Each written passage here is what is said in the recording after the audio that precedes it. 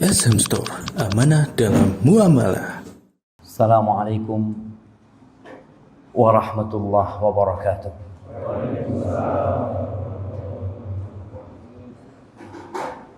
Alhamdulillah alladzi bi ni'matihi tatimmu shalihat. Segala puji bagi Allah Jalla Jalaluh yang karena nikmatnya kebaikan-kebaikan menjadi sempurna. Yang karena rahmatnya niat-niat baik hamba dapat terlaksana. Allahumma salli wa sallim wa zid wa barik wa an'im ala sayyidina wa maulana Muhammadin wa ala alihi wa ashabihi ajma'in. Ya Allah, semoga salawat, salam, berkah dan nikmat senantiasa Engkau curahkan untuk hamba kekasih-Mu, untuk baginda Nabi kita Muhammad alaihi salatu wassalam, untuk keluarga beliau, untuk istri-istri beliau, untuk putra-putri beliau, dan untuk seluruh sahabat Nabi. Semoga Allah Jalla Jalaluh meridhain kita bersama mereka. Amma ba'd, ahibati fillah, bicara dakwah di era milenial yang tadi mungkin akan menjadi tema kita pada pagi hari ini. Ana hanya ingin mengingatkan bahwa tantangan dakwah itu dari dulu sampai sekarang tetap sama. Tidak ada yang berubah. Yang berubah hanya medianya. Yang berubah hanya sarananya. Kalau kita lihat bagaimana Allah Azza wa Jalla mengatakan kepada nabinya, yang hari ini kita akan berbincang tentang cinta kepadanya. Allah mengatakan kepada Rasul sallallahu alaihi wasallam, "Fasbir kama sabara ulul azmi minar rusul wa la tasta'jil lahum." Sabarlah engkau seperti sabarnya ulul azmi minar rusul.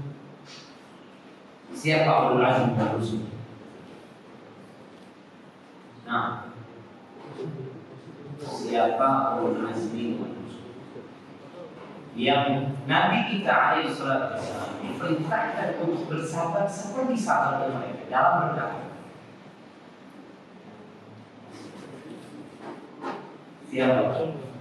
Yang pertama, Nabi Nuh alaihissalam. Berapa tahun Nabi Nuh berdakwah?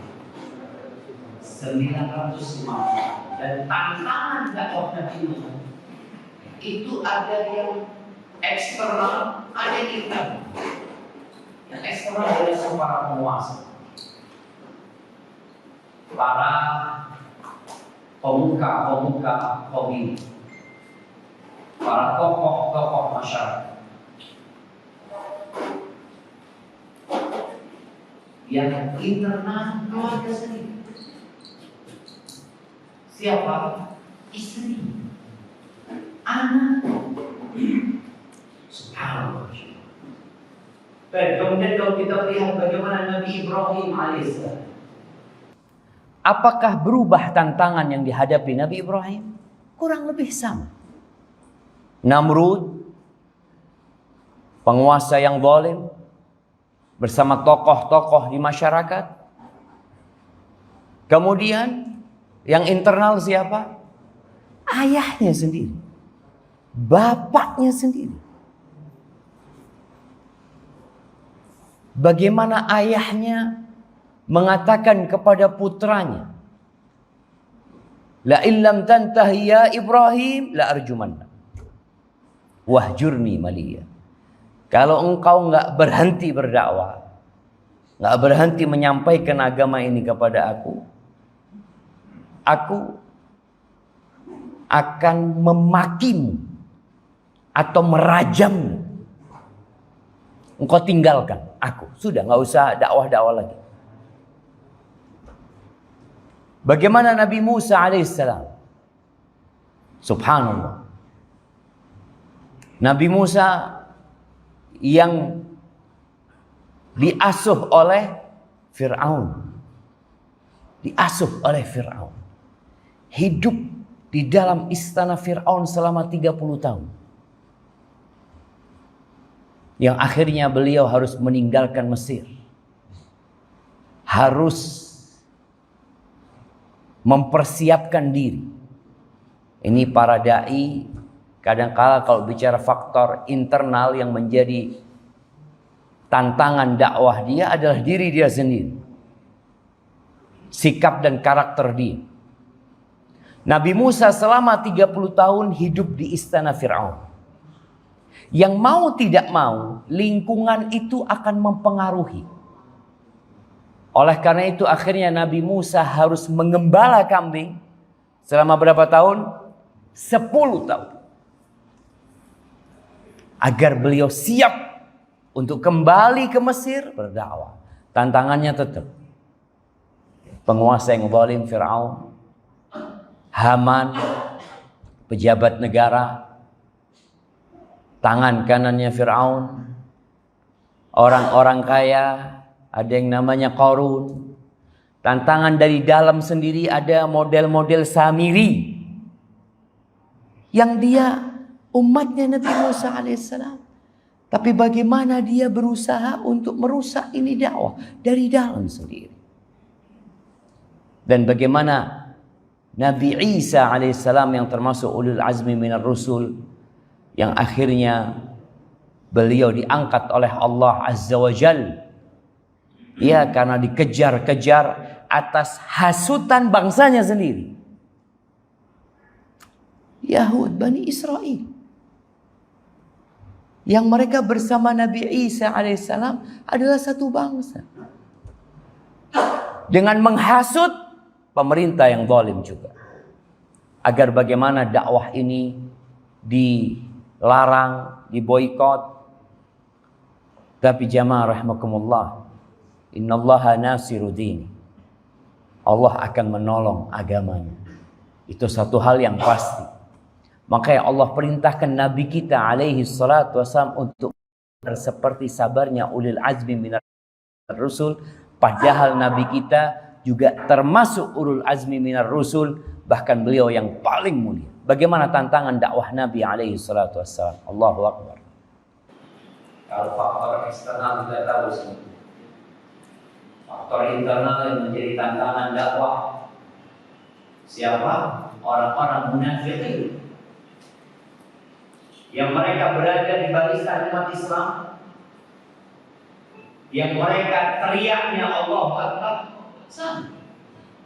Yang mereka salat di belakang Rasul sallallahu alaihi wasallam. Yang mereka ikut berjihad bersama Nabi alaihi wasallam pada beberapa waktu. Tapi ternyata keberadaan mereka hanya menggembosi dakwah yang disampaikan oleh Nabi alaihi wasallam. Sampai bagaimana subhanallah biji karena dia akan lihat bagaimana putranya pemimpin orang-orang munafik, Abdullah bin Ubay bin Salul, punya anak namanya Abdullah. Abdullah bin Ubay bin Salul. Ketika bapaknya itu ngomong gak enak tentang Nabi SAW, disebut Nabi pernah lewat bersama para sahabatnya, naik keledai yang debunya itu membuat orang-orang yang sedang duduk terkena debu tersebut. Ini pemimpin orang-orang munafik mengatakan dapat kabbara ayna ibn Abi Kabsyah. Ini ibn Abi Kabsyah, anaknya Abu Kabsyah, telah membuat tempat ini berdebu. Apa kata anaknya? Ya Rasulullah, kalau kau mau, aku datangkan kepala bapak. Anak mau ini karena kecintaan dia kepada Nabi alaihi wasallam lebih daripada kecintaan dia kepada kedua orang tuanya, anak-anaknya, bahkan diri dia sendiri. Kata Nabi SAW, ya, penuh sendiri, tapi kita berbuat baik sama dia. Jadi kadang-kala dengan orang-orang munafik, ya ada kondisi-kondisi yang perlu berbuat baik dengan mereka. Semoga Allah memberi hidayah kepada mereka. Akhirnya di antara tantangan dakwah adalah mic yang menyampaikan di sini. Kemudian anak ini ada berapa? Ada 4 ya. Kenapa harus 4? 2, 3, 4, 5. Kenapa harus gitu? Kenapa tidak cukup 1 mic? Ada apa sama kita? Itu tantangannya. Terkadang kita ingin menyatakan bahwa diri kita ada. Anda tahu apakah mic ini tanda eksistensi yang punya mic? Di beberapa masjid kajian itu kadang-kala harus 7. Kenapa aktivis dakwah ini kok ribut semua mic? Ustaznya nggak dikasih 1 mic aja kayak ini. Itu tantangan yang berkaitan dengan hati. Semoga Allah Azza wa Jalla memberikan petunjuk kepada kita jemaah. Dan jalan dakwah ini mengantarkan kita ke surga Allah Azza wa Jalla. Jangan berpikir kalau sudah semangat berdakwah setannya tak gangguin. Setannya pensiun, nggak ada setan pensiun. Cuma cara dan metodenya berubah. Kalau nggak syahwat, syubhat, jadi tak berdosa. Terakhir beginilah, bicara cinta kepada Nabi alaihi salatu wassalam. Yang setiap hari kita mengatakan asyhadu an la ilaha illallah, asyhadu anna Muhammadar Rasulullah. Cinta kepada Rasul sallallahu alaihi wasallam itu wajib. Sebuah syarat wajib yang menunjukkan keabsahan cinta seorang nabi. Tanpa cinta kepada Nabi alaihi salatu wassalam, iman kita hanya disapa cukup.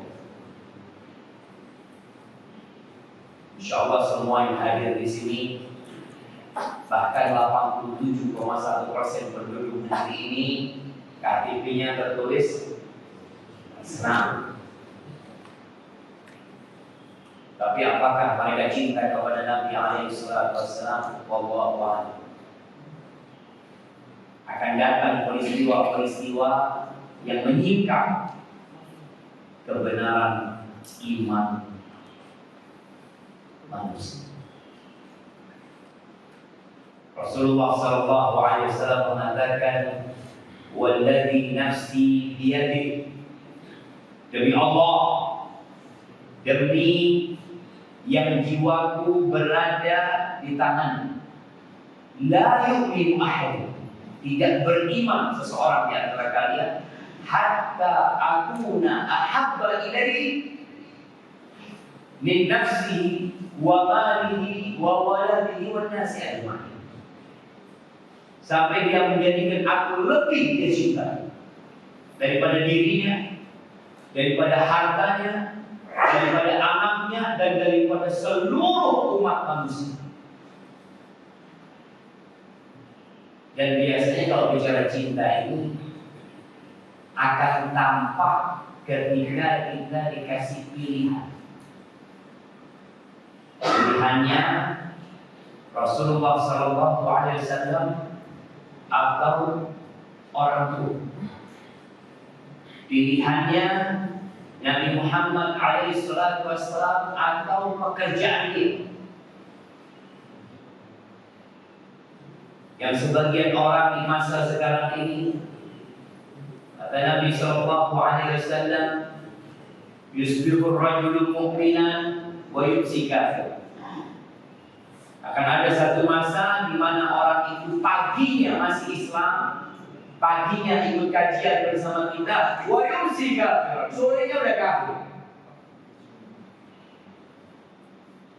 Sebaliknya, wa yumsi mu'minan, sorenya masih beriman, masih sholat maghrib, masih ikut kajian ba'da maghrib, wa yusbihu kafiran, subuhnya sudah kafir. Kenapa itu terjadi? Yabi'u dinahu bi'aradin.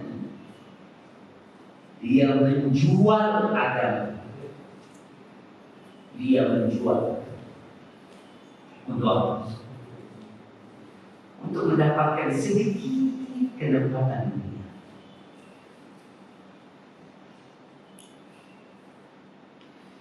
Kalau menjual agama dapat pamorsi, pantas kan? Pantas. Sedikit. Oke. Menjual agamanya tapi dapat Surabaya. Surabaya dimiliki. Banyak apa sedikit? Bagaimana kalau dia menjual agamanya tapi dapat NKRI? Dapat Indonesia jadi milik dia. Sedikit. Kata Nabi alaihi salatu wassalam, "Lau kanatid dunya ta'dilu 'inda Allah janaha ba'udha, ma saqa minha kafiran syarbata ma." Andai kata dunia ini ada nilainya di sisi Allah seperti satu sayap nyamuk. Satu sayap nyamuk. Bukan seperti nyamuk. Seperti satu sayap nyamuk. Allah nggak akan kasih orang kafir seteguk air.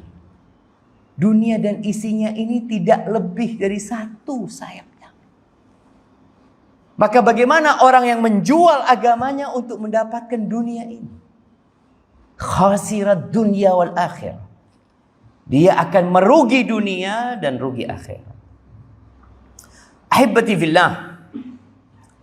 Kalau bicara bukti cinta kita kepada Nabi SAW, jangan bertanya kenapa kita harus cinta kepada Nabi SAW. Itu bab lain lagi. Orang itu mencintai orang lain karena apa? Karena orang itu baik atau karena orang itu indah. Biasanya dua hal. Dan kedua hal ini terkumpul di diri Nabi alaihi salatu wassalam. Kalau bicara baik, ingat, surga itu nggak akan dibuka kecuali Nabi alaihi salatu wassalam yang membukakan. Nggak bakal. Bagaimana nanti orang-orang di padang mahsyar setelah mereka melewatin sirat yang berada di atas neraka jahanam, kemudian mereka ditahan di jisir, di jembatan lagi yang bersambung dengan pintu surga. Akhirnya mereka berdesak-desakan di pintu surga. Mereka minta masuk, nggak ada yang dibukai. Sampai datang baginda Nabi kita Muhammad alaihi salatu wassalam. Beliau memegang itu besi untuk mengetuk pintu surga. Diketuk sama Nabi SAW. Fa'uqa'ki uba'bal jannah. Lalu ada yang bersuara dari dalam sana. Man? Siapa yang ketuk-ketuk pintu itu? Qala Muhammad sallallahu alaihi wasallam.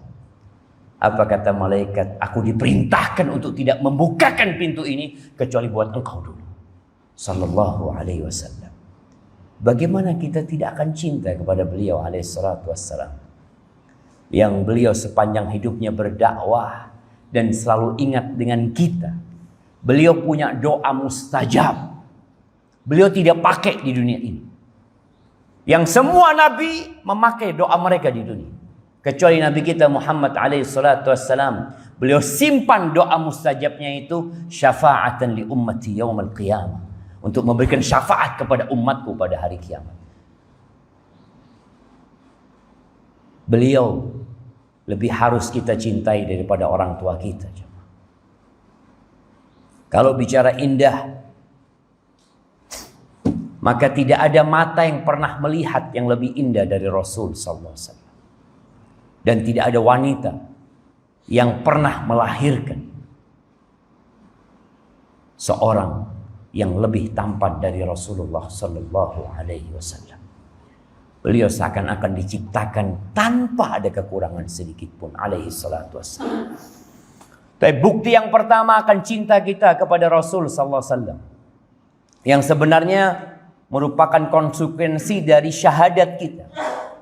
Kita mengatakan asyhadu an la ilaha illallah wa asyhadu anna Muhammad Rasulullah. Jadi buktinya kita harus lebih mengutamakan Nabi sallallahu alaihi wasallam atas siapapun di muka bumi. Baik itu ucapannya, baik itu perintahnya, baik itu larangannya. Kata Allah Jalla Jalaluh di surat Al-Hujurat ayat 1, ya ayyuhalladzina amanu, wahai orang-orang yang beriman. Kita ini ngaku beriman. Dengarkan firman Allah. Kata Abdullah bin Mas'ud radhiyallahu taala anhu, kalau engkau mendengar panggilan Allah, ya ayyuhalladzina amanu, wahai orang-orang yang beriman, fa'ar'iha sam'ak, pasang kuping, rungokno. Sebagian kita dipanggil ya ayyuhalladzina amanu, ngomong dewe, sibuk dengan handphone, balas WhatsApp, mikir engkau sarapan opo. Dipanggil ya ayyuhalladzina amanu, pasang telinga. Kalau beriman, karena panggilan ini khusus, yang nggak beriman nggak usah dengarkan. Ini panggilan untuk yang beriman. Karena di dalam panggilan itu ada kebaikan yang Allah hendak sampaikan, atau ada bahaya yang Allah hendak peringatkan. Di ayat ini Allah mengatakan la tuqaddimu baina yadayillahi wa rasulih. Jangan kalian mendahului Allah dan Rasulnya. Jangan. Kalian itu mengikuti. Ikuti Allah dan Rasulnya. Wattaqullah, bertakwalah kepada Allah Azza wa Jal. Innallaha sami'un alim. Sesungguhnya Allah mendengar dan maha mengetahui.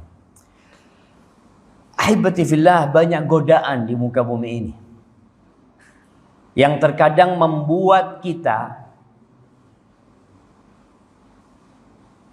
mengesampingkan Allah dan Rasul. Iya. Karena kaitannya dengan urusan rizki, urusan dunia. Mereka berpikir kalau anak ikut Allah dan Rasulnya, waduh Ustaz, akeh sing haram Ustaz. Iki dah oleh, iku dah oleh. Sebenarnya yang halal itu lebih banyak daripada yang haram. Yang halal itu lebih banyak daripada yang haram. Tapi karena ambisi dunia, itulah yang menyebabkan manusia jadi buta. Kata Allah Azza wa Jalla di surat At-Taubah ayat 24. Qul, katakan Muhammad, sampaikan kepada umatmu, kepada hamba-hambaku, in kana aba'ukum. Katakan kepada mereka, in kana aba'ukum wa abna'ukum wa ikhwanukum wa azwajukum wa ashiratukum. Katakan kepada mereka, andai kata orang tua kalian, nenek moyang kalian, anak keturunan kalian, saudara-saudara kalian, pasangan-pasangan hidup kalian, bangsa kalian, wa amwalun iqtaraftumuha, dan harta yang kalian kumpulkan, wa tijaratun takhshawnaha, dan perniagaan yang kalian takut kerugiannya, wa masakinu tardawnaha, dan tempat tinggal kalian yang kalian sudah merasa nyaman di sana, ahabba ilaikum minallahi wa rasulih, itu lebih kalian cintai daripada Allah dan Rasulnya, wa jihadin fi sabili, lebih kalian cintai daripada berjihad di jalannya. Fatarabbasu hatta ya'ti Allah bi amri. Kalian tinggal tunggu. Tunggu kalian, tinggal nanti Allah Azza wa Jalla akan mendatangkan perintahnya. Kebinasaan akan datang kepada kalian. Kehancuran akan menimpa kalian. Itu satu kepastian jemaah. Wallahu la yahdil qaumal fasiqin. Allah tidak memberikan hidayah kepada orang-orang yang fasik. Jadi jangan sampai kecintaan kita kepada keluarga, kepada bangsa dan negara itu melebihi kecintaan kita kepada Allah dan Rasul. Ahibati fillah. Ketika kita mati, kita akan dihapus dari kakak Republik Indonesia. Betul? Nggak ada nama kita. Akan dihapus. Kakek kita udah nggak ada. Dia jadi penduduk alam yang lain.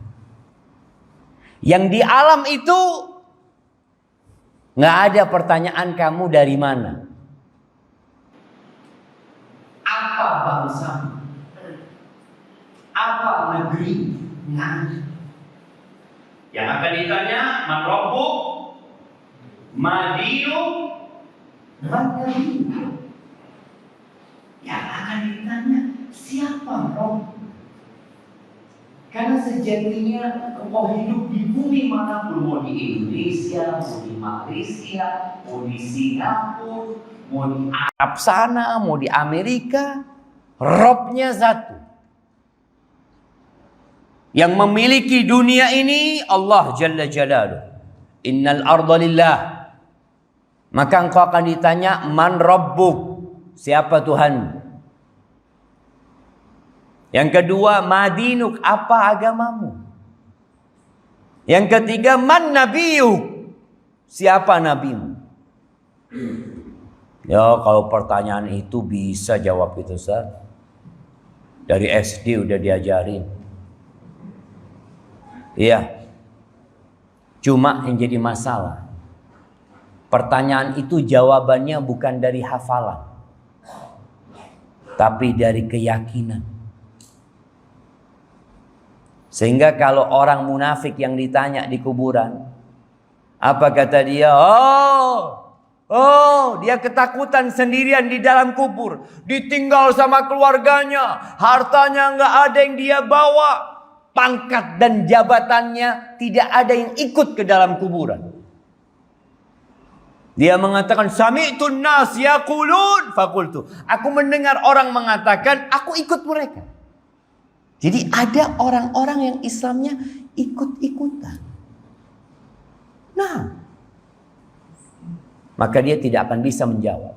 Dia akan jawab mengatakan, aku mendengar orang mengatakan nabinya Muhammad, faqultu. Maka aku ikut mengatakan Muhammad sallallahu alaihi wasallam. Agamanya Islam, ya aku ikut Islam. Tuhannya Allah, ya aku katakan Allah. Tapi semua itu bukan berdasarkan keyakinan. Hanya ikut-ikutan. Ahibati fillah, yang kedua, tanda cinta kepada Nabi alaihi salatu wassalam adalah menjaga etika, adab kepada Rasulullah sallallahu alaihi wasallam. Yang pertama, kalau bicara etika adalah memperbanyak salawat kepada Nabi SAW. Memuji Nabi kita.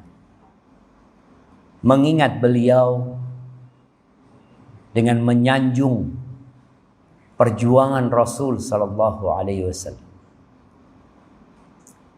Allah Azza wa Jalla mengatakan, innallaha wa malaikatahu yusalluna 'alan nabi.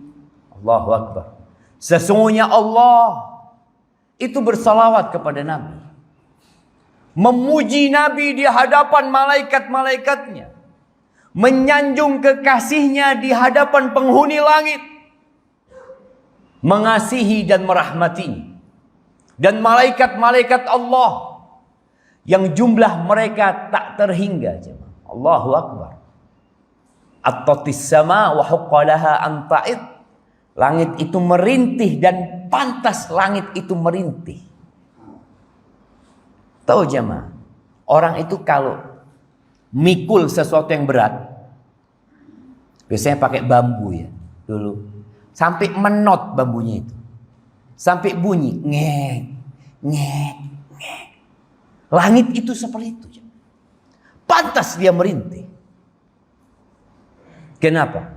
Ma min maudhi'i arba' asabi. Tidak ada satu tempat seluas 4 jari kecuali di situ ada malaikat yang sedang meletakkan keningnya sujud di hadapan Allah Azza wa Jalla. Itu semuanya bersolawat kepada Nabi alaihi salatu wassalam.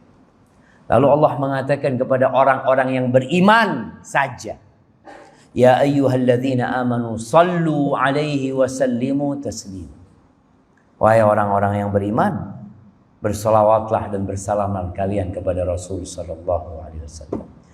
Pertanyaannya, berapa kali kita bersolawat kepada Nabi alaihi salatu wassalam kemarin hari Jumat?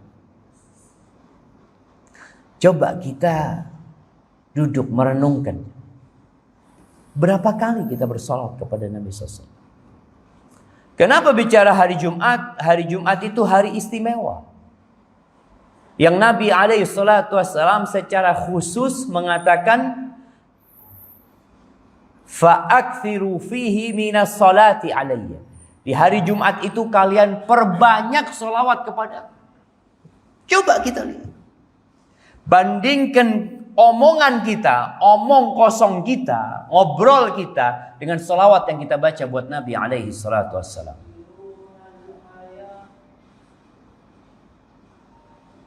Naam jemaah.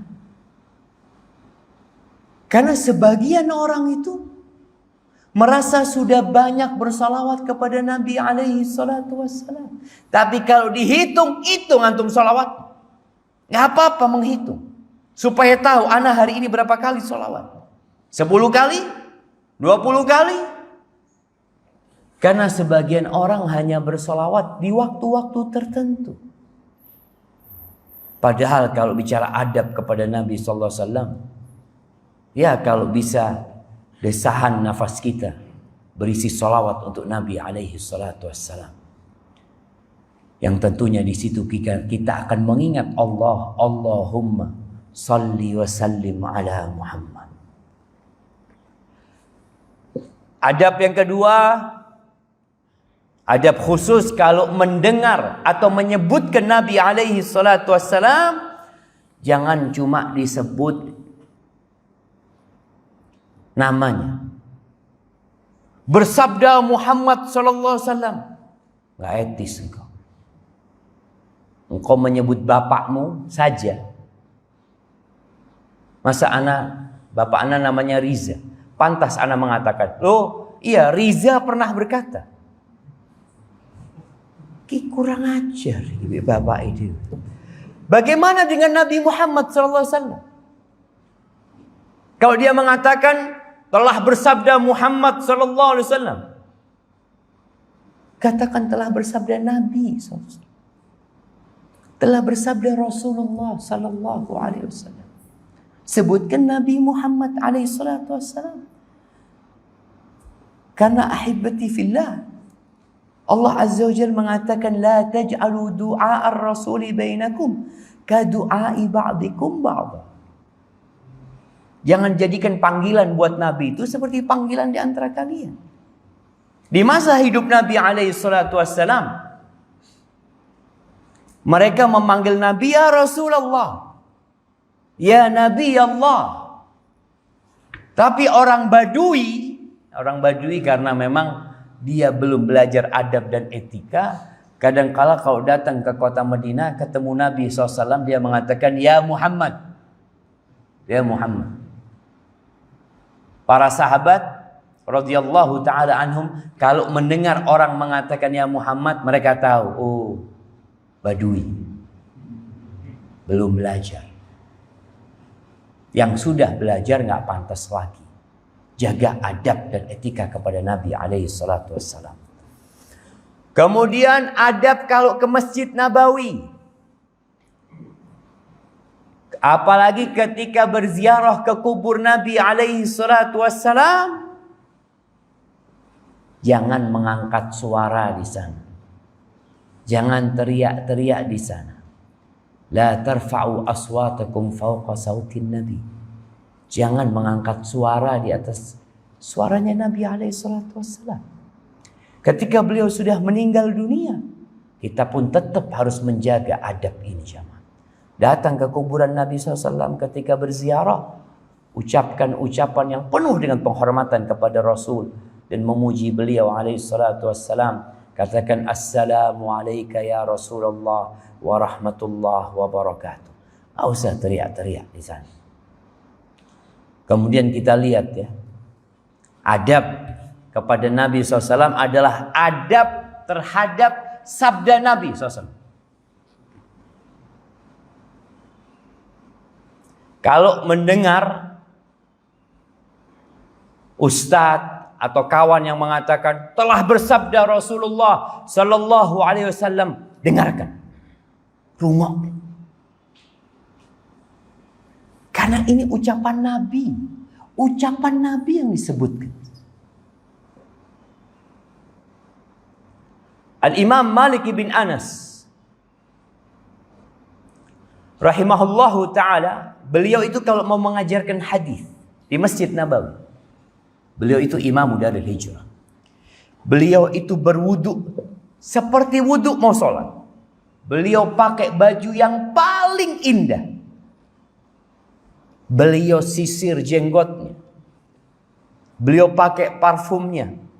Kemudian beliau duduk. Ditanya, kenapa engkau kok kalau mau ngajar itu kok seakan-akan harus berhias terlebih dahulu?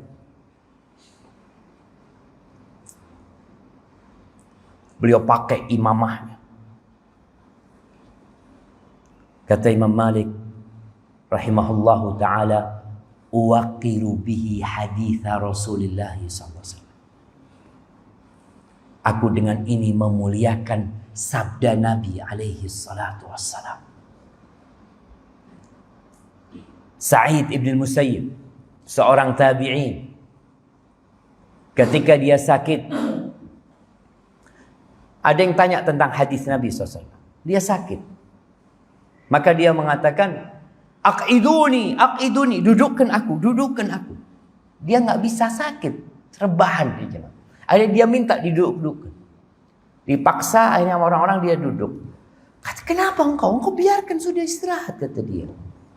Fa inni u'azzimu an uhadditha haditha Rasulillah sallallahu alaihi wasallam wa ana muttaji. Aku malu, kata dia. Aku mengagungkan hadis Nabi SAW. Masa aku nyampaikan hadis dengan tidur-tiduran? Itu adab, jamaah. Kemudian yang ketiga, bukti cinta kita. Tadi bicara adab. Yang pertama, kita harus mendahulukan Nabi SAW dari semuanya. Yang kedua, beradab, beretika dengan beliau. Yang ketiga, percaya dengan semua informasi yang disampaikan Nabi SAW. Bicara kita harus percaya. Ingat, ada hadis yang dhaif, ada hadis yang palsu. Karena kita wajib percaya, maka berdusta atas nama Nabi SAW, neraka tempatnya. Man kadzaba alayya muta'ammidan falyatabawa maq'adahu minan nar. Barang siapa yang berdusta atas namaku dengan sengaja, dia mengatakan ini loh sabda Nabi SAW, digoleki ndak ono hadisnya. Nabi pernah melakukan ini, dicari hadisnya nggak ada. Yang melakukan itu dengan sengaja. maka dia silakan mengambil tempat duduk dia di neraka. Karena kita wajib percaya sama hadis Nabi SAW. Orang itu kalau dapat mungkin makalah yang di-share sama kawannya, Nabi seperti ini, Nabi melakukan ini, karena dia mengagungkan, dia ingin mengamalkan jemaah. Loh, ternyata palsu. Dicari nggak ada. Bukan Nabi yang menyampaikan.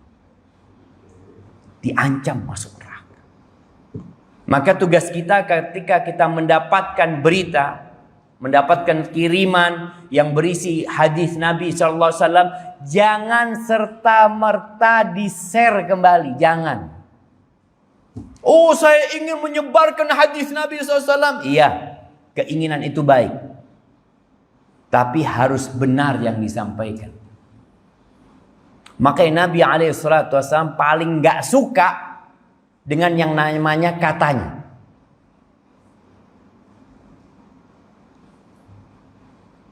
Bi'sa matiyatur rajul za'ama. Kata Nabi, seburuk-buruknya tunggangan seseorang mengatakan katanya, ini menurut, ini dugaan ya, dugaan. Loh, dugaan, belum pasti ya, wallahu a'lam, mana enggak tahu juga. Dia nggak ingin dikatakan berdusta, maka dia pakai kata-kata ini. Maka dia nanti mengatakan, afwan, ana juga dapat kiriman dari orang. Kalau engkau dapat kiriman dari orang dan engkau belum memastikannya, jangan di-share. Oh, ini baik Ustaz. Tidak semua yang baik itu benar. Ya, kalau cerita palsu, banyak orang bikin cerita fiksi. Habis gitu dikatakan, qala Rasulullah SAW. Rawahu Muslim. Maksud ana bukan Imam Muslim, Ustaz. Artinya orang Islam lah yang meriwayatkan. Jamaah ini gak boleh main-main sama hadis Nabi SAW. Karena kita dituntut harus percaya. Kalau ternyata hadisnya palsu, sebagian orang mengatakan, kok gak masuk akal ya? Loh, kalau itu hadisnya sahih, pasti masuk akal. Walaupun akal kita nggak bisa mencernanya, pasti masuk akal. Seperti hadis tentang perintah kalau ada lalat yang nyemplung. Nyemplung itu apa? Berenang. Masa ada lalat berenang ya, Mas? Nyebur. Ya, ada lalat nyebur ya. Nyebur di minuman kita, di kuah kita. Apa kata Nabi SAW? Falyaghmis. Lalat itu suruh celupin lagi. Jadi biasanya lalat itu masih mutar-mutar gitu jamaah. Celupin lagi. Kemudian buang. Lalu ini minuman steril. Sesungguhnya kata Nabi SAW, di satu sayapnya itu ada racunnya, di satunya ada penawarnya. Percaya? Mosok Ustaz. Laler Ustaz. Mungkin dari kotoran dari mana masuk. Ini steril. Nggak masuk akal. Secara logika nggak bisa diterima. Ada yang menolak. Dicek dulu hadisnya sahih apa enggak. Kalau hadisnya nggak sahih, dibuang sudah. Ini namanya hadisnya palsu atau enggak, atau dhaif, dibuang. Tapi kalau hadisnya sahih pasti benar. Dan ternyata secara medis betul. Ini kuasa Allah Azza wa Jalla. Dan Nabi kita alaihi salatu wassalam kata Allah, wa ma yantiqu 'anil hawa. Beliau itu tidak berucap dari hawa nafsu. Enggak. In huwa illa wahyu yuha. Itu wahyu diwahyukan kepada Nabi alaihi salatu wassalam. Maka kita harus percaya. Kita lihat ya, kejadian Isra Mi'raj. Masuk akal enggak? Isra Mi'raj ini dari Mekah ke Urshalim ke Baitul Maqdis, itu orang Arab kalau mereka berdagang naik onta sebulan perjalanan berangkat, sebulan perjalanan pulang. Ini tahu-tahu Nabi SAW subuhnya sudah ada di Mekah. Abu Jahal ketika melihat Nabi kok wajahnya seperti murung ya, didatengin sama Abu Jahal. Kata Abu Jahal, kenapa engkau? Kata Nabi SAW, iya, aku baru saja melakukan perjalanan ke Baitul Maqdis. Kata Abu Jahal, dan engkau sudah ada di sini kan? Iya, kata dia. Kata Abu Jahal, ono bahan nih. Kalau aku kumpulkan orang-orang, engkau akan ngomong ini. Kata Nabi, iya. Dikumpulkan sama Abu Jahal. Karena dia tahu yang diucapkan Nabi SAW ini tidak masuk akalnya dia. Akhirnya Nabi menyampaikan itu. Ketika Nabi menyampaikan itu, sebagian orang ada yang pegang kepala aja. Yang dikumpulkan orang muslim dan orang-orang kafir. Dan disebutkan di beberapa riwayat ada sebagian yang murtad dari umat Islam. Yang memang imannya nggak kuat.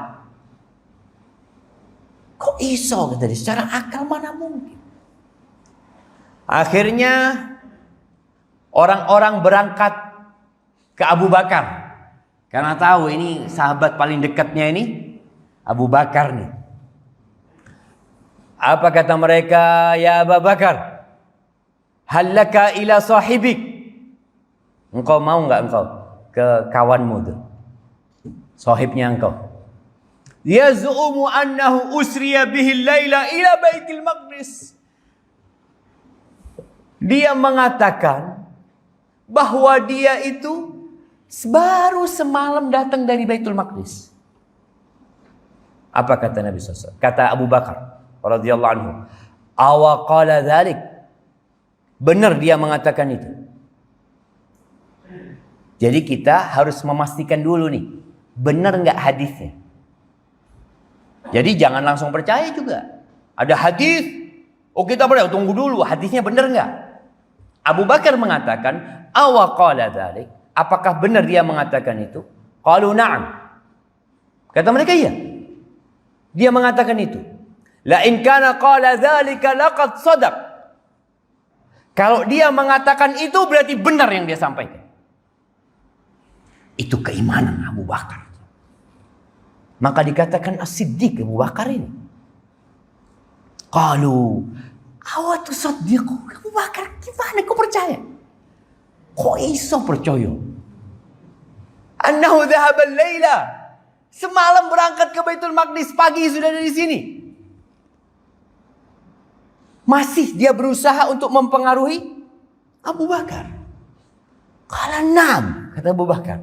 Abu Bakar memastikan lagi, iya, aku percaya. Inni la usaddiquhu fima huwa ab'ad min dhalik. Aku itu percaya dengan jarak yang lebih jauh dari itu. Kok cuma Baitul Maqdis? Aku itu percaya dengan jarak yang lebih jauh dari itu. Aku percaya bi khabaris sama. Aku percaya dengan datangnya berita dari langit. Yang datang di pagi hari atau di sore hari. Itu Abu Bakar Siddiq. Jadi kita harus yakin dengan semua informasi. Sekali lagi tolong dipastikan dulu.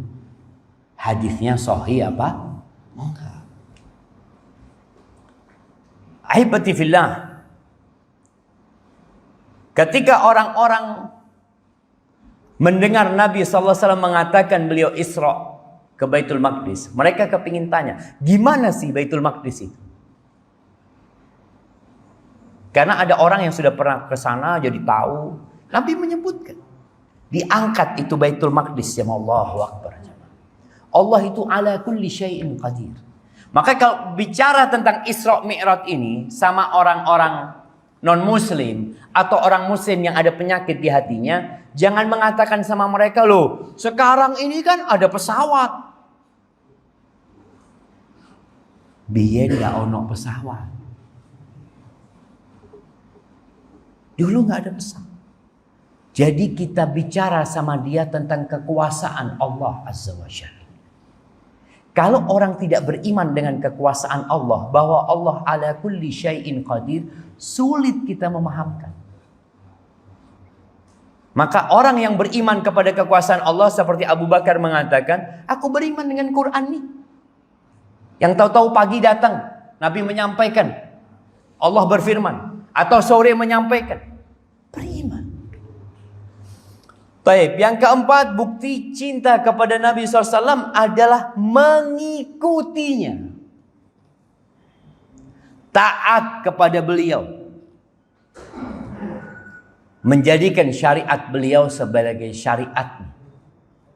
Mengidolakan beliau. Orang kalau sudah cinta, siapa yang jadi followernya Ronaldo di sini? Nah, jemaah. Ada. Sopo angkat tangan. Tidak usah saling nunjuk, jemaah.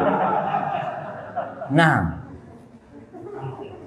orang itu kalau cinta sama Ronaldo, kita lihat kenapa? Apa baju bola namanya? Jersey. Jersinya Ronaldo itu kok laris ya? Apa orang kalau pakai jersinya Ronaldo itu mainnya kayak Ronaldo? Langsung ruhnya Ronaldo masuk dia? Enggak. Tapi karena dia cinta sama Ronaldo, dia beli. Dia pakai main bola, pakai nomornya Ronaldo, namanya Ronaldo. Padahal namanya Muhammad. Oh, Muhammad ini. Itu cinta. Kalau sudah cinta, dia akan mengikuti apa saja. Anda masih ingat? Anda izin minum.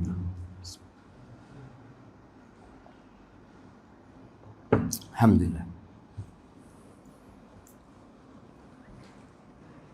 Pada waktu Ana di Madinah, Ana punya teman sekelas dari Bosnia. Mereka cerita, mereka bawa majalah. Setelah majalah berita. Kemudian dia ngomong, Syafiq, ente tahu yang paling berbahaya dari majalah ini? Ana nggak tahu karena bahasanya bahasa Bosnia. Dia buka di halaman yang isinya artis-artis dan tokoh-tokoh. Ini yang paling bahaya. Kok bisa, kata dia? Iya. Jadi anak-anak muda itu butuh idola. Maka orang-orang itu menciptakan orang-orang yang bisa dicontoh. Kalau yang dicontoh itu adalah orang-orang fasik, maka generasi muda ke depan ini berbahaya kondisi mereka. Kalau kita lihat, kita bisa cek Instagramnya Ustadz sama Instagramnya artis. Dengan Instagramnya penyanyi. Dengan Instagramnya ya pelawak. Antum lihat, lebih banyak mana? Anak kadang-kadang kalau melihat ya, followernya artis itu sampai 20 juta, 30 juta. Oleh opo melok iku jamaah? Dapat apa? Dan ini realita yang ada. Oleh karena itu, Allah Azza wa Jalla berfirman di surat Ali Imran ayat 31. Allah mengatakan, "Qul in kuntum tuhibbunallaha fattabi'uni yuhibbukumullah wa yaghfir lakum dzunubakum wallahu ghafurur rahim." Katakan, kalau kalian benar cinta kepada Allah, apa buktinya? Fattabi'uni, ikuti aku. Ikut Nabi, bukan ikut ustaz. Bukan. Anak tadi ketika menyampaikan follower ustaz, follower kita mengikuti Nabi SAW. Kira-kira kalau kita bikin akun yang isinya sabda-sabda Nabi SAW, berapa persen penduduk Indonesia yang mengikuti? Sunnah-sunnah Nabi SAW, berapa persen? Allah mengatakan fattabi'uni. Katakan kepada mereka, ikuti aku. Yuhibbukumullah wa yaghfir lakum dzunubakum. Balasannya Allah akan cinta kepada kalian. Allah akan mengampuni dosa-dosa kalian. Asalkan kita mengikuti Nabi alaihi salatu wassalam. Kalau hanya ngomong, oh kita cinta kepada Nabi, kita banyak berselawat kepada Nabi, tapi ikutin Nabi SAW. Buktikan cintamu. Kalau bicara selawat, iya kita disuruh memperbanyak selawat kepada Nabi SAW. Alhamdulillah Ustaz, anak ini selawat sama Nabi sehari lebih lah 200. Tapi masih belum bisa sholat, Ustaz. Tidak sembahyang sih. Iya apa? Ada orang seperti itu. Kalau disuruh sholawat, Masya Allah. Sholat enggak. Kadangkala acara sholat berjamaah di masjid enggak pernah hadir. Tapi ketika ada acara-acara untuk bersolawat kepada Nabi, dia hadir. Antum dipanggil sama Allah. Hayya ala salah, hayya ala salat. Antum enggak datang. Antum kemana? Maka kita harus memperbanyak salawat kepada Nabi dan mengikuti Nabi alaihi salatu wassalam. Gimana sih ajaran Rasul sallallahu alaihi wasallam? Kata Al-Imam Malik rahimahullahu ta'ala, kullun yu'khadu min qawlihi wa yurad. Semua orang itu pernyataannya, omongannya, mau ustadz, mau siapa, mau kiai, mau tokoh masyarakat, semua ucapannya, pernyataannya bisa diterima dan bisa ditolak. Illa sahib hadzal qabr. Kata Imam Malik, kecuali yang dikuburkan di sini, sambil menunjuk ke kuburan Nabi alaihi salatu wassalam. Jadi semua orang itu, omongan ana bisa diterima, bisa ditolak. Bisa benar, bisa salah. Tapi kalau sabda Nabi alaihi salatu wassalam, maka pasti benar dan harus diikuti alaihi salatu wassalam. Ahibati fillah, laqad kana lakum fi Rasulillahi uswatun hasanah. Telah ada suri tauladan yang baik di diri Nabi alaihi salatu wassalam. Ada perkara-perkara yang sebenarnya bawaan kemanusiaan Nabi SAW, yang kita nggak wajib mengikuti.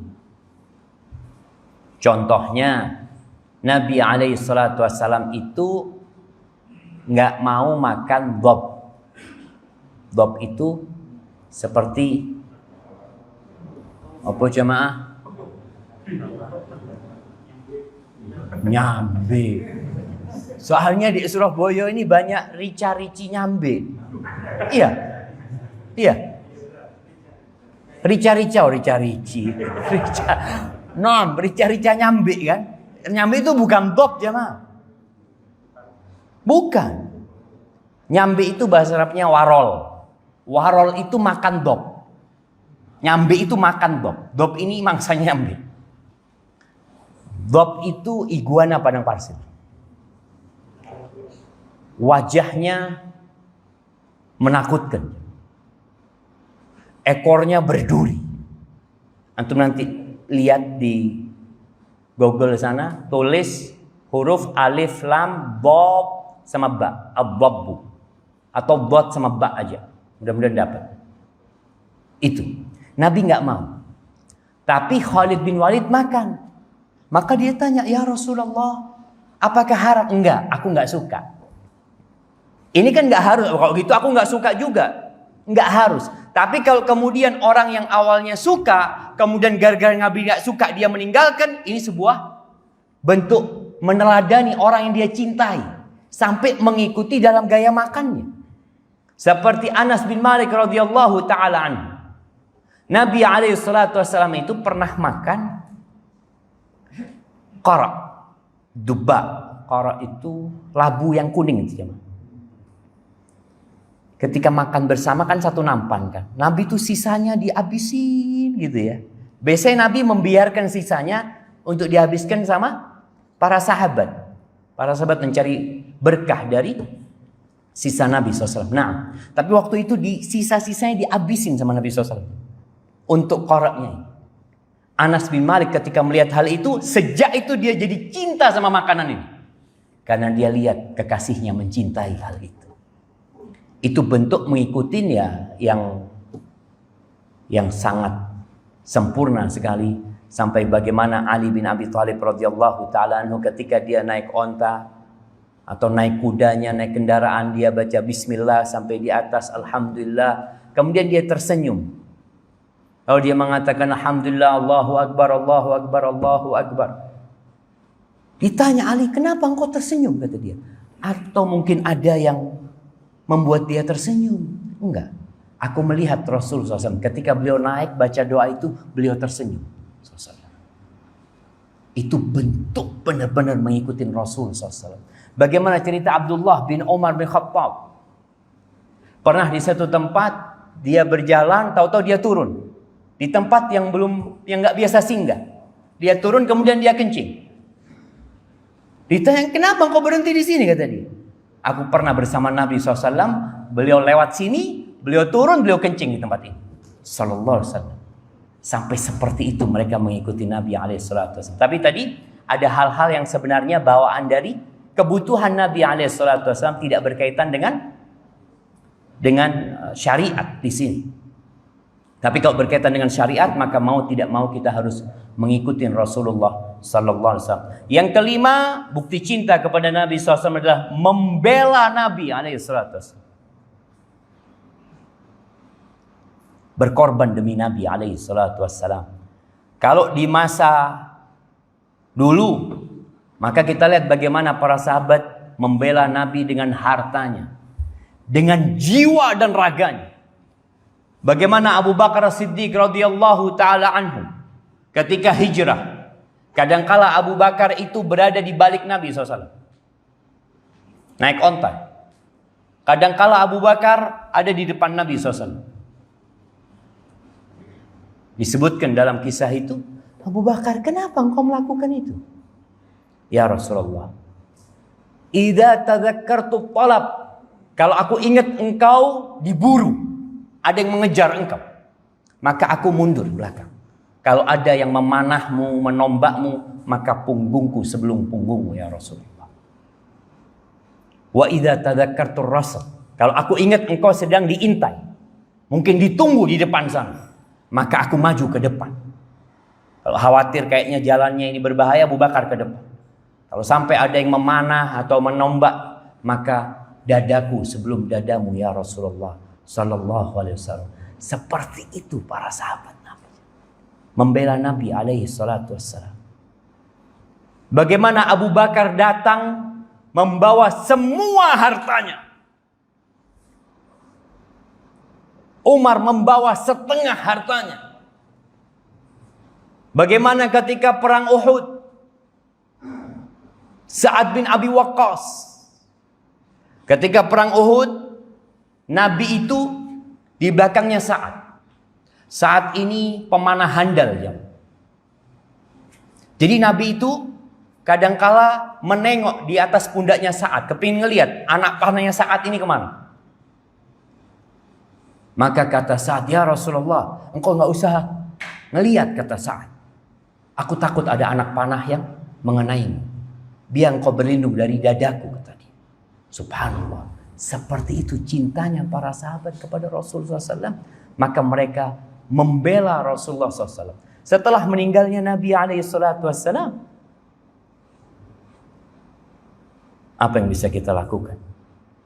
Maka membela Nabi dengan membela dakwahnya, membela risalahnya, membela sunnahnya, dengan cara mengamalkan sunnah Nabi. Amal no, oh ya kan cuma sunnah Ustaz, ojo kabeh wajib. Oh iya sunnah, sunnahnya Nabi SAW.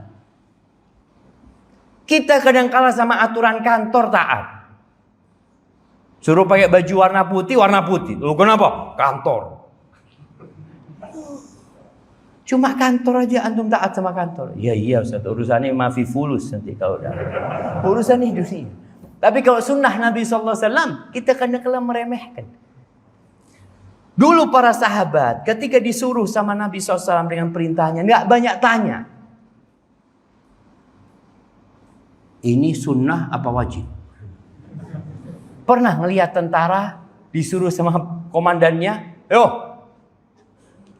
lari 10 kali lapangan, siap dan, sunnah apa wajib dan? Pernah ngelihat tentara? Tidak ada dia tanya sunnah sama wajib. Yang ada perintah dikerjakan, larangan ditinggalkan. Kalau sekarang dilarang, saya tunggu Ustaz. Larangan itu ada 2 loh Ustaz. Ada haram, ada makruh. Ini larangan masuk yang mana? Oh kalau ini makruh. Oh kalau makruh tidak apa-apa, tak lakoni. Jadi larangan malah dikerjakan, perintah malah ditinggalkan. Sedangkan kita membela Nabi SAW, bagaimana kita menyebarkan sunnahnya, membuat orang-orang cinta dengan sunnah Nabi SAW, sampaikan kepada mereka. Sekarang bisa dengan menyebarkan, ya, memedi WA atau apa nih sunnahnya Nabi seperti ini. Kalau mau tidur baca ini, kalau awal bulan ngelihat rembulan itu baca ini ya. Kemudian apa yang dilakukan Nabi SAW ketika beliau makan. Beliau makan dengan tangan kanannya, makan baca bismillah. Maka hibati fillah. Ini saatnya. Di masa sekarang ini, dengan adanya media yang mendukung sebenarnya kita untuk membela sunnah Nabi SAW, adalah dengan menyampaikan, balighu anni walau ayat. Sampaikan dari aku walaupun 1 ayat. Via yang punya grup keluarga. Tapi kadang-kala kalau kita punya grup keluarga, nyampaikan hadis Nabi SAW, ini bukan grup agama. Grup bisnis, kita nyampaikan nih hadis Nabi SAW. Afwan mas, langsung dijapri. Afwan mas, kalau mau urusan agama di masjid. Padahal Islam datang ini untuk dunia dan akhirat kita. Dan Nabi SAW telah memberikan kepada kita semua contoh untuk urusan dunia dan akhirat kita. Barakallahu fiik, itu yang dapat Anda sampaikan. Kurang lebihnya mohon maaf. Mungkin kita masuk ke sesi tanya jawab. Nah, fadhal.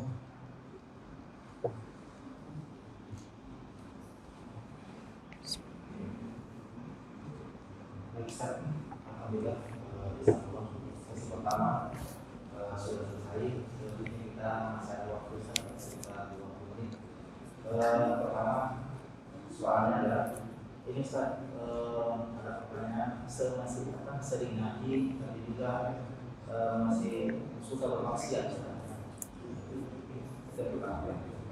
Yang kedua, langsung saja ke pertanyaan kedua. Ini bertanya, apakah menulis novel itu yang disebarluaskan di sosmed itu termasuk dosa jariah atau bagaimana? Dan apakah mengajak penuduhan main online bersama juga termasuk dosa? Mengajak apa teman-teman? Main online. Main game on. Siap. 3 pertanyaan dulu jamaah. Yang pertama, sudah ngaji tapi masih suka maksiat. Ahibati fillah. Kita bukan malaikat. Maka kita juga harus memahami, bukan berarti tatkala kita belajar, kita hijrah, kita terlepas dari dosa. Nggak bisa. Bukan untuk meringankan perbuatan dosa, enggak. Rasulullah SAW mengatakan, iyyakum wa muhaqqaratiz dzunub. Kalian hati-hati dengan dosa-dosa yang diremehkan, hati-hati kalian. Fa inna laha minallahi taliban, akan ada malaikat khusus yang menuntut dosa-dosa kecil, dosa-dosa yang diremehkan. Dan Allah Azza wa Jalla mengatakan, laisa bi amanikum wala amani ahlil kitab, man ya'mal su'an yujza bih. Siapa berbuat dosa pasti dibalas. Jadi untuk orang yang sudah belajar, ya seharusnya dia lebih menghindari perbuatan dosa. Tapi kalau dia terjebak dalam dosa, segera bertobat. Nabi SAW mengatakan, ittaqillaha haitsu ma kunt. Bertakwalah kepada Allah dimanapun engkau berada. Wa adbi'is sayyi'atal hasanata tamhuha. Kalau engkau berbuat dosa, langsung hapus dengan berbuat ketaatan. Jadi langsung tobat. Jangan berbuat dosa, oh kan manusia Ustaz. Wajar berbuat dosa. Iya, wajar berbuat dosa. Yang nggak wajar kalau terus-terusan berbuat dosa. Nggak bertobat. Maka kata Nabi SAW, kullu bani Adam khata' wa khairul khata'in at-tawwabun. Semua melakukan dosa anak manusia. Dan sebaik-baiknya yang melakukan dosa adalah yang bertobat kepada Allah Azza wa Jalla. Jadi kalau kita mendapati saudara kita berbuat dosa, tolong dikasih nasihat. Jangan dieci. Jangan diperolok-olokkan. Kenapa? Karena dia berbuat dosa jadi korbannya setan. Kalau kita memperolok-olokkan dia, akhirnya kita membantu setan. Dia semakin jauh akhirnya. Di masa Nabi SAW, ada nggak yang berzina? Ada aja. Bagaimana kisah seorang wanita yang datang kepada Nabi SAW mengatakan, Ya Rasulullah, inni hubla minaz zina, fatahhirni. Ya Rasulullah, aku ni hamil dari hasil zina. Dia datang kepada Nabi SAW. Sucikan aku ya Rasul. Ahibati fillah. Nabi bertanya enggak sama perempuan ini, engkau zina sama siapa? Enggak. Ini salah satu cara menjaga lingkungan masyarakat dari tersebarnya perzinaan. Nabi enggak bertanya. Nabi malah menyuruh perempuan ini pulang. Udah engkau pulang. Sampai yang di kandunganmu lahir. Ketika lahir datang lagi dia bawa bayinya. Ya Rasulullah, ini udah lahir. Sucikan aku. Dia merasa dosa ini tidak akan bersih kecuali dia dirajam. Kata Nabi SAW, engkau pulang kau susui. Sampai disusui selesai anak itu bisa makan roti. Dia datang lagi kepada Nabi SAW. Ya Rasulullah, dia sudah bisa makan. Ini gak perlu sama susuku lagi. Sucikan aku. Akhirnya perempuan ini dirajam. Selesai dirajam, Nabi SAW menyolati dia. Apa kata Umar bin Khattab radhiyallahu anhu? Ya Rasulullah, atusalli 'alaiha wa qad zana. Gimana engkau salat kepada dia, menyolatin dia, padahal dia sudah berzina? Bayangan Umar seperti itu. Apa kata Nabi SAW? Laqad tabat taubatan law qusimat ala 70 min ahli al-Madinah lawasi'athu. Ini perempuan sudah bertobat yang kalau tobatnya dibagikan kepada 70 pelaku dosa di kota Madinah cukup mengampuni dosa mereka. Bayangkan tobatnya satu orang bisa mengampuni dosanya 70 orang. Dari bagaimana dosa ini mengantarkan kepada surga Allah Azza wa Jalla karena dia bertobat kepada Allah. Jadi berbuat dosa itu sesuatu yang lumrah jemaah. Tapi kalau kita berbuat dosa, segera bertobat dan kembali kepada Allah Jalla Jalaluhu. Baik, pertanyaan yang kedua, bicara nulis novel. Nah, bicara nulis novel ini kan nulis cerita fiksi. Boleh enggak? Ada khilaf di antara para ulama. Sebagian memasukkannya kepada dusta. Karena cerita itu tidak ada. Tapi sebagian membolehkan selama ceritanya baik, ada pelajaran di dalamnya, dan di awal disebutkan bahwasanya ini hanya permisalan. Ini bukan cerita sebenarnya gitu. Dia hanya ingin menyampaikan pesan dalam cerita tersebut. Sebagian membolehkan hal itu. Seperti cerita kancil sama petani. Benar nggak cerita kancil sama petani saja? Kita kan sering diceritain. Kancil sama buaya. Cerita itu nggak ada. Sebagian membolehkan cerita tersebut asalkan tadi disampaikan bahwa ini ceritanya nggak benar. Ini cuma, tapi kalau isinya adalah novel yang nggak ada manfaatnya, hanya orang tulis novel untuk cari fulus, ya dia akan masuk dalam dusta nanti. Apalagi kalau ceritanya cerita-cerita yang berisi ajakan kepada kemaksiatan, ya, kepada cinta-cinta, kepada sesuatu yang dilarang.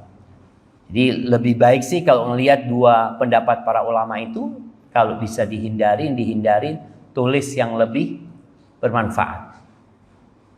Baik, pertanyaan yang ketiga, bagaimana hukumnya main game online?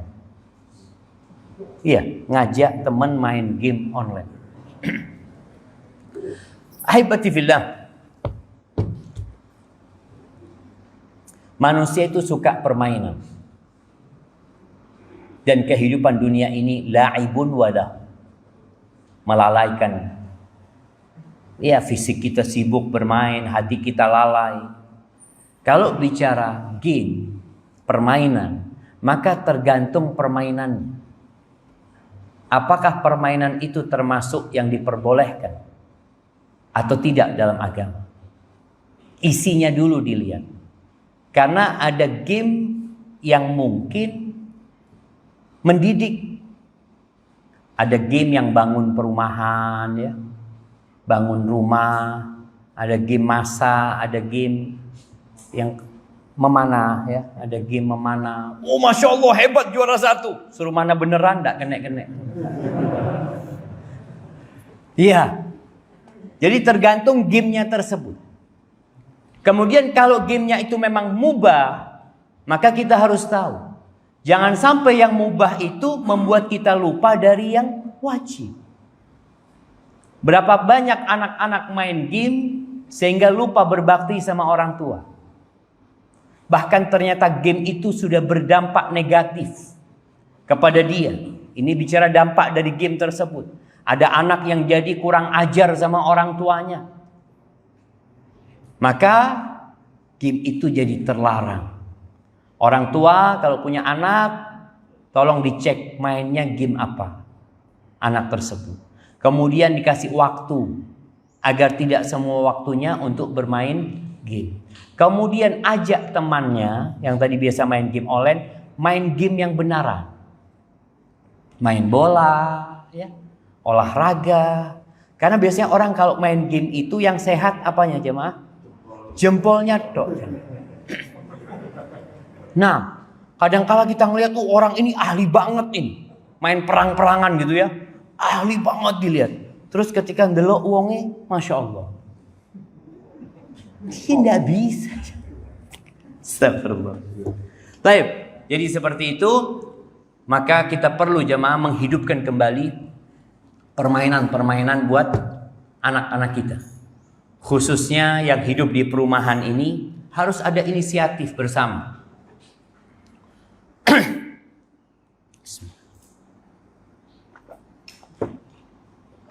Alhamdulillah. Kalau boleh tanya, di perumahan ini apa permainan anak-anak sesama tetangga itu? Main sepeda. Mana? Baik, selain memanah.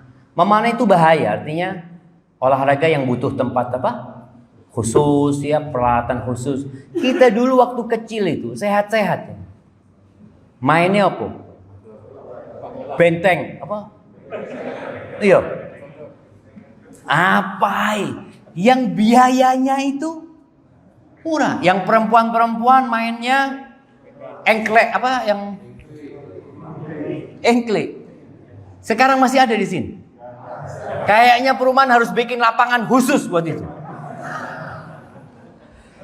Jadi perlu dihidupkan, anak-anak itu sehat loh jemaah. Permainan-permainan itu sehat gitu. Kemudian apa lagi? Pati lili, ya pati lili itu jemaah. Masya Allah, pati lili. Ini generasi tahun piro jemaah, generasi. Lagi anak-anak sekarang pati lili game juga dia mainnya di sana. Jadi seperti itu, anak rasa perlu ya teman-teman umat Islam yang dalam satu perumahan, bagaimana dia menciptakan permainan buat anak-anak mereka yang sebenarnya mereka sudah nggak kenal lagi sama permainan itu. Bapaknya yang main. Kalau perempuan-perempuan dulu main bekel, sekarang ada main bekel. Kita masih ingat main tutup ya apa? Kempieng jamaah. Masya Allah. Itu bahagia banget ya. Ya kayaknya perlu lagi anak-anak kita diajari main kempieng, main bekel, yang insya Allah itu akan lebih membuat refresh mereka. Karena olahraga ini juga menghilangkan stres jamaah, membuat lebih dekat di antara mereka. Barakallahu fikum. Nah. Alhamdulillah, mohon maaf jemaah yang masih ada pertanyaan yang tidak bisa dijawab sekarang karena waktu juga yang sudah sesuai dengan kesepakatan, beliau juga akhirnya akan kembali. Nah, Ana mau kasih hadiah dulu ya. Tapi buat yang paling tua. Nah, siapa yang paling tua aja? Yang umur 70. Ada yang 70? 70 berapa? 71? 71? 77? Kalah jemaah. Hah? Berapa? Wah, 71 ada 2, 77, 80. Kayaknya 4 hadiahnya dibagi buat semuanya jemaah. Masya Allah. Fadhol dikasihkan ke 4 orang itu. Baik, buat yang paling jauh jemaah. Yang paling jauh. Dari mana paling jauh? Mana? Banjarmasin. Banjarmasin. Kalau jauh-jauhan gitu ada yang dari Papua di sini. Enggak. Yang dari sini, yang dari datangnya paling jauh. Dari Surabaya sini mungkin. Sidoarjo. Malang. Datang langsung dari Malang ke sini. Bukan nginep di sini. Udah nginep di sini. Tapi buat kajian nih. Masya Allah. Berarti Malang, Sidoarjo dikasih itu jamaah. Nah, fadhalu. Ada yang lebih jauh?